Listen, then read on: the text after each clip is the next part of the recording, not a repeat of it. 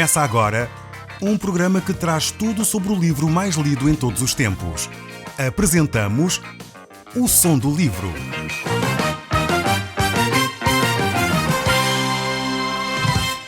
Seja muito bem-vindo. Neste podcast vai encontrar o livro mais conhecido e lido em todo o mundo. Vamos levá-lo numa viagem pela história da humanidade. Este é um audiolivro para si, para a sua família e sociedade em geral. Contextualização e comentários de Paulo Chaveiro. E nós hoje vamos continuar a olhar para a Epístola de Gálatas que o apóstolo Paulo escreveu, onde vamos encontrar a saudação de Paulo àquela igreja.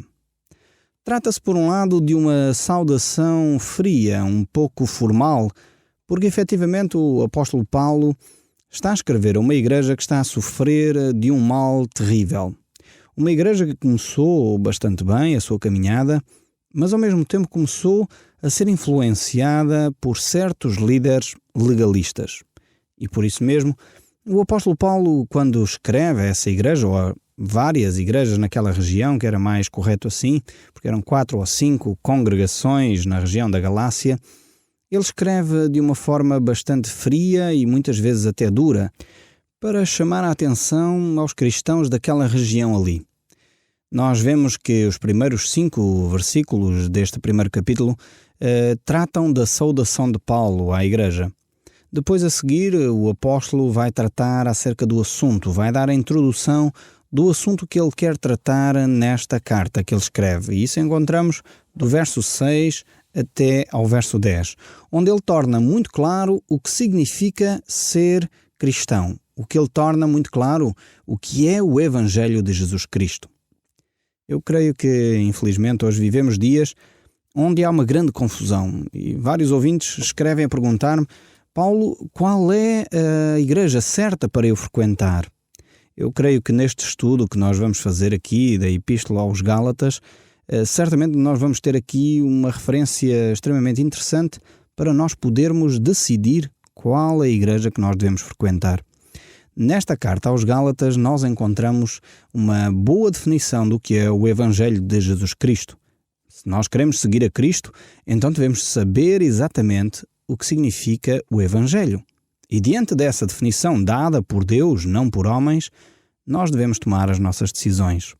Eu creio que nestes próximos programas, certamente aquelas pessoas que me têm escrito e telefonado a perguntar qual é a igreja certa para frequentar, certamente vão obter aqui uma resposta contundente, uma resposta muito clara a essa pergunta. E eu sinceramente espero que faça a opção certa à luz da palavra de Deus, não à luz das minhas sugestões, porque mesmo assim muitos ouvintes continuam a perguntar, apesar de eu dizer que é aquela igreja que ensina a palavra de Deus de uma forma clara, e aqui a Epístola aos Gálatas vai nos dar essa definição de uma forma muito interessante. Mesmo assim, eu sei que há ouvintes que gostariam que eu rotulasse as igrejas, dissesse frequenta a igreja A, B ou C. Eu creio que uma igreja que vive o Evangelho de acordo com esta Epístola aos Gálatas é uma igreja boa para você frequentar. Talvez tenha formas diferentes. As igrejas muitas vezes assumem formatos diferentes. Numas cantam-se com mais alegria, noutras é um pouco mais meditação, noutras há uma atitude um pouco mais comedida. Mas isso são as formas externas da adoração a Deus. O que importa verdadeiramente numa congregação é o amor, é também a fidelidade à palavra de Deus.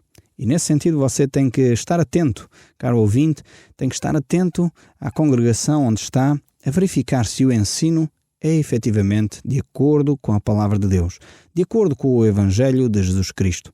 E o apóstolo Paulo aqui vai chamar a atenção para uma situação tremenda, que havia algumas pessoas que se introduziram na igreja e que estavam a acrescentar tradições, estavam a acrescentar ritos, cerimónias àquilo que é o Evangelho de Jesus Cristo. E a congregação que você frequenta diz que para alcançar a vida eterna, e é isto que está em causa, o se relacionar com Deus, alcançar a vida eterna, é necessário rituais, é necessário observar as tradições, é necessário observar a lei de Moisés. Provavelmente essa congregação está a sair daquilo que é o Evangelho. O apóstolo Paulo, aqui na carta aos Gálatas, vai tratar muito bem desta questão. Não estamos com isto a dizer que a lei do Velho Testamento é para ser deitada fora, de forma nenhuma. O apóstolo Paulo também não diz isso. Antes, pelo contrário, na carta aos Romanos, ele reforça de uma forma tremenda a importância da palavra de Deus, da lei de Moisés, do obedecer à palavra de Deus. Jesus diz isso. Aquele que me ama, obedece à minha palavra. Mas aqui o que está em causa é a lei cerimonial. E é nesse contexto que nós temos que enquadrar toda esta reflexão que o apóstolo Paulo vai fazer aos Gálatas. As leis cerimoniais, os rituais em torno da lei de Moisés. Não está aqui relacionado com a lei moral. Então temos que distinguir bem estes aspectos. Mas vamos começar então a ler este capítulo 1 do livro de Gálatas, que o apóstolo Paulo escreve, a partir do verso 1 e 2. Diz assim a palavra do nosso Deus. Paulo, apóstolo, não da parte de homens, nem por intermédio de homem algum, mas por Jesus Cristo e por Deus Pai, que o ressuscitou de entre os mortos, e todos os irmãos, meus companheiros, às igrejas da Galácia.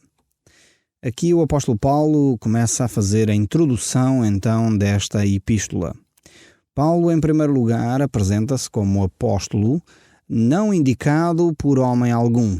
E aqui é interessante distinguir este aspecto. O apóstolo Paulo faz questão de colocar este aspecto logo na introdução. E porquê? Eu creio que há uma razão.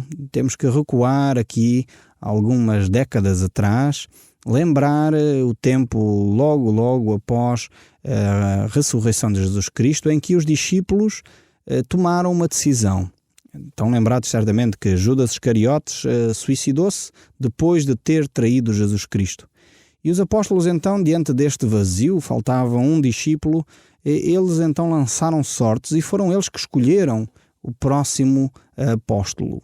O que Paulo está a dizer é que ele não foi escolhido dessa maneira. Ele foi escolhido pelo próprio Senhor Jesus Cristo.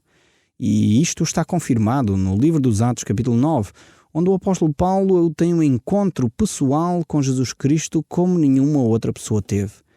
E o interessante é que ele vai descrever aqui também nesta carta aos Gálatas a sua formação com Jesus. Ele passou igualmente 3 anos a aprender com Jesus. Assim como os outros apóstolos tiveram 3 anos, o apóstolo Paulo também teve 3 anos juntamente com Jesus a aprender com ele mesmo. Mas isso nós vamos ver um pouco mais à frente. Por isso, nós temos aqui esta declaração de Paulo dizendo que ele é apóstolo não feito pelas mãos humanas. Isto reportando agora para os nossos dias, tirando daqui algumas lições importantes. Muitas vezes algumas pessoas chegam perto de mim e perguntam: o que é necessário para ser-se um pastor? Qual é a formação? Temos que ir para uma escola bíblica, para um seminário, fazer uma faculdade teológica, depois disso é-se pastor? Eu costumo responder dizendo não. Não é a formação teológica que faz uma pessoa se tornar pastor. Não é a formação teológica que faz uma pessoa se tornar um filho de Deus. Não é o ter muitos anos de igreja que faz com que uma pessoa se torne cristã.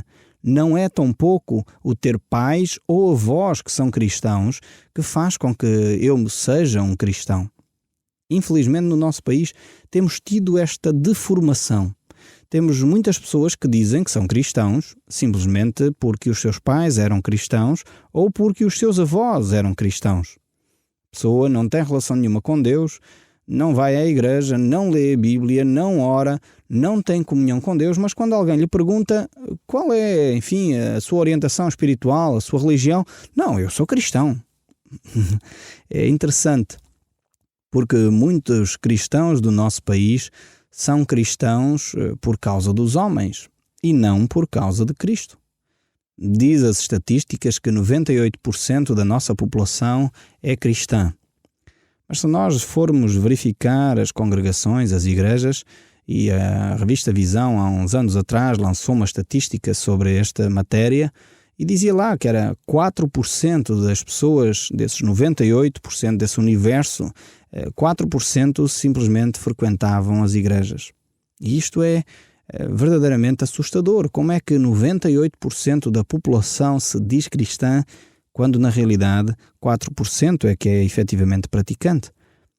Aqui temos esta relação. O apóstolo Paulo diz que eu não sou um cristão feito por mãos humanas. Eu não sou cristão porque os meus pais foram cristãos. Eu não sou cristão porque os meus avós disseram para eu ser cristão. Eu sou cristão porque Jesus Cristo teve um encontro pessoal comigo. A minha pergunta para si que me está a ouvir desse lado, aqui entre nós os dois, você é cristão porque teve um encontro com Cristo? Ou você é cristão porque nasceu num lar cristão, foi talvez batizado em criança, cumpriu alguns rituais orientados por homens, mas efetivamente não se encontrou ainda com Jesus? Esta reflexão você tem de a fazer de uma forma séria, porque é isso que fará a diferença entre a vida e a morte. O apóstolo Paulo tinha a plena convicção de que ele era cristão porque tinha sido chamado por Jesus Cristo. Tinha se encontrado com o Pai, tinha essa relação íntima com aquele que ressuscitou a Cristo de entre os mortos. Tem você esta comunhão com Deus? Tem você essa relação com o Pai? Ou você é um cristão, diríamos como Paulo, feito por mãos humanas? É cristão porque os seus pais o levaram à igreja e você, enfim, frequentou uma ou duas vezes enquanto os seus pais o obrigaram e depois disso simplesmente abandonou a fé, abandonou a igreja. É cristão nominal, como se costuma dizer. Está talvez na altura de você repensar a sua vida. Está na altura de você ter um encontro pessoal com Deus, para que você possa declarar que eu sou cristão agora sim, porque eu sigo a Cristo por convicção pessoal. Não fui formado por mãos humanas, não foram os homens que me tornaram cristão, foi Cristo que me fez cristão. Mas o apóstolo Paulo prossegue nesta reflexão do capítulo 1, aqui do livro de Gálatas, no verso 3, a dizer: graças a vós outros e da parte de Deus, nosso Pai e do Senhor Jesus Cristo. Paulo usa aqui a palavra graça, graça a vós outros.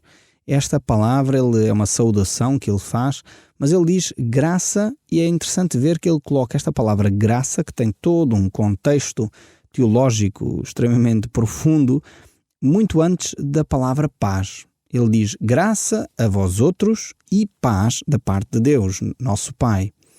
Ou seja, é impossível nós termos paz no nosso coração sem antes nós experimentarmos a graça de Deus. A graça de Deus é o toque de Deus, é o favor imerecido que Deus nos dá. A graça de Deus é como se fosse um presente que Deus tem para nos oferecer e nós simplesmente temos de o receber. A graça de Deus é essa salvação que eu acabei de falar há minutos atrás, em que nós podemos ter uma relação íntima e profunda com Deus. A graça de Deus é Deus dizer: o meu Filho amado Jesus Cristo morreu na cruz para perdoar os vossos pecados. Nós não podemos ter paz com Deus enquanto não encontrarmos esta graça. Nós não podemos ter paz com Deus enquanto não recebermos esta graça salvadora do Pai. Então é por isso que o apóstolo Paulo começa a dizer graça a vós outros e paz. A paz é uma consequência de termos alcançado esta graça de Deus. Talvez você sente temor no seu coração, sente ansiedade, sente-se deprimido, sente-se angustiado. Falta-lhe a paz no coração. Mas eu quero dizer que você precisa primeiro de encontrar esta graça de Deus. Dizer: Senhor, eu aceito pela graça, pela fé, aceito esta graça que Tu me concedes em Cristo Jesus. Aceito a Tua salvação. Eu sei que não preciso fazer nada. Nada eu posso fazer exceto receber este presente que Tu me dás. Não há mérito em mim. Não há obras que eu possa fazer. Eu reconheço a minha condição de pecador e entrego a minha vida nas Tuas mãos. Então, nessa altura, Deus diz: está aqui este presente que é a salvação. E nós podemos alcançar a paz com Deus. Mas prossegue o texto bíblico no verso 4 a dizer: o qual se entregou a si mesmo pelos nossos pecados para nos desarraigar neste mundo perverso, segundo a vontade do nosso Deus e Pai. Paulo aqui, como é óbvio, está a falar da pessoa de Jesus Cristo. E ele aqui apresenta a excelência do Evangelho de Cristo, que é Cristo deu-se a si mesmo. Este é o grande milagre da salvação. É a oferta da pessoa de Jesus Cristo em nosso lugar. Nós não podemos adicionar nada ao sacrifício de Jesus Cristo na cruz do Calvário. Você não pode adicionar as suas obras, Você não pode adicionar as suas ofertas, você não pode adicionar as suas orações, você não pode adicionar a sua religião. Não há religião alguma que possa salvar. Só a pessoa de Jesus Cristo é o único Salvador. Não há intermediário algum, seja ele próximo ou distante de Cristo, que possa nos colocar na presença de Deus. Só Cristo morreu e ressuscitou ao terceiro dia para que nós pudéssemos ser salvos. Maria não o fez, Pedro não o fez, Paulo não o fez, João não o fez.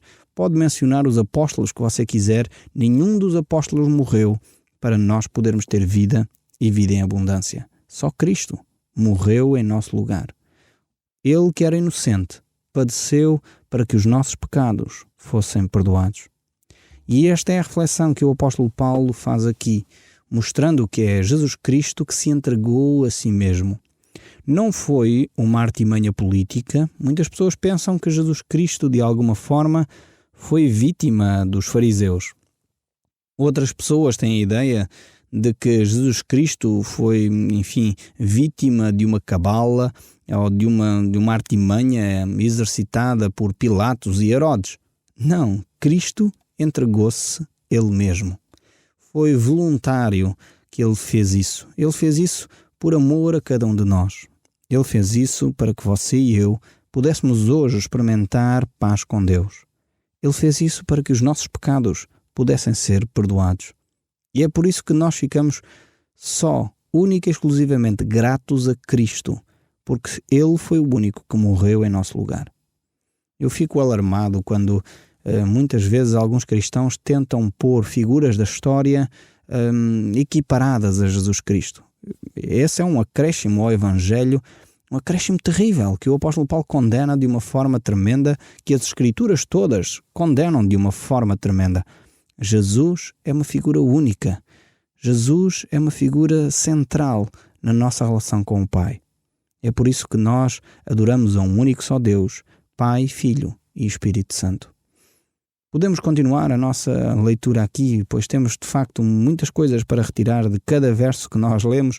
Há aqui uma riqueza imensa que nós podemos recolher, mas nós temos que prosseguir nesta leitura. E diz o verso 5: a quem seja a glória pelos séculos dos séculos. Amém.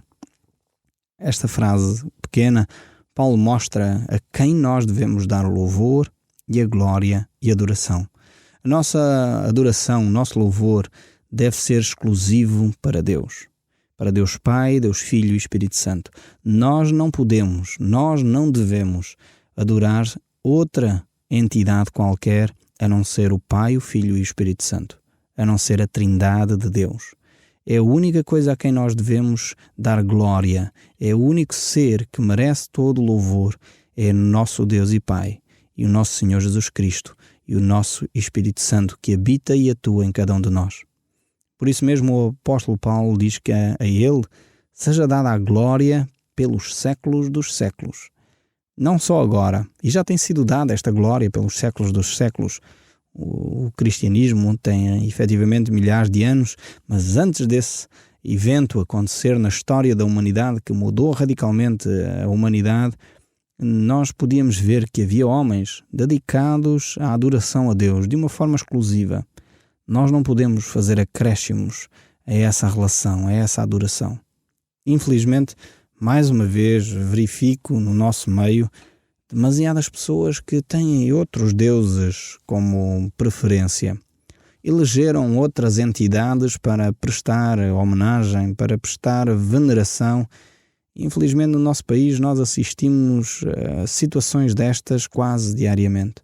A mim, como cristão, dói-me o coração quando eu vejo nas páginas da Bíblia textos tão claros como estes, a dizer que a adoração é única e exclusivamente para Deus, e vejo pessoas ajoelhadas diante de imagens. Vejo pessoas ajoelhadas diante de algumas entidades. Vejo pessoas ajoelhadas e a prestarem homenagem a personagens da história. Isto é idolatria, é o que a Bíblia chama, idolatria. E nós temos que chamar pelo seu próprio nome. Ainda que à frente dessa atitude esteja alguma religião, esteja alguma entidade que até se diga cristã, ela é um acréscimo àquilo que é o Evangelho de Jesus Cristo. E nós, como cristãos, não podemos fazer acréscimos ao Evangelho. Isto é o que diz a própria Bíblia. Se você é um cristão, certamente deve ter uma Bíblia em casa. Eu recomendo que você acompanhe estes textos que nós estamos a ler, lendo na sua própria Bíblia. A autoridade não sou eu, a autoridade não é o líder religioso da congregação onde você está. A autoridade tem de ser as Escrituras Sagradas, tem de ser a Bíblia. E você tem que conferir se a Bíblia diz ou não diz isso. E se diz, então você deve, como cristão, seguir as orientações da parte de Deus. Mas o verso 6 ainda prossegue a dizer: admira-me que estejais passando tão depressa daquele que vos chamou na graça de Cristo para o outro Evangelho. Esta era a perplexidade do apóstolo Paulo e é também a minha. Que infelizmente muitas pessoas no nosso país se dizem cristãos, mas efetivamente passam depressa deste Evangelho. E aqui eu não estou a falar de uma igreja ter à frente a palavra cristã ou ter à frente a palavra até igreja, porque infelizmente isso hoje em dia, em alguns casos, já não diz muito.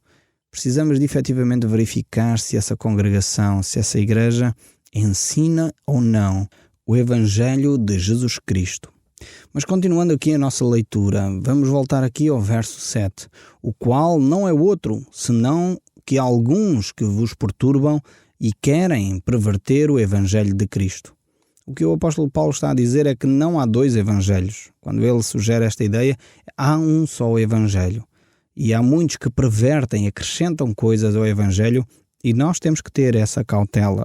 Ele prossegue no verso 8, mas ainda que nós, ou mesmo um anjo vindo do céu, vos pregasse evangelho que vai além do que nós temos pregado, seja anátema. Esta frase aqui do apóstolo Paulo é extremamente forte. Ele diz que mesmo que fôssemos nós, ou fosse uma revelação de um anjo que viesse com outro evangelho, não deveria ser aceite. E o verso 9 ainda diz, assim como já disse, diz de novo ele, se alguém vos prega evangelho que vá além daquele que recebeste, seja anátema. Isto é uma advertência tremenda. E ele diz no verso 10, para concluir, porventura procuro eu agora o favor do homem ou de Deus? Ou procuro agradar aos homens? Se agradasse ainda aos homens, não seria servo de Cristo. Efetivamente, estas advertências do apóstolo Paulo são sérias. E eu gostaria que você ficasse com elas, meditasse nelas, percebendo se aquilo que você tem seguido é efetivamente ou não o Evangelho de Jesus Cristo. No próximo programa, nós continuaremos a aprofundar estas questões. O Som do Livro, uma produção da Rádio Transmundial de Portugal.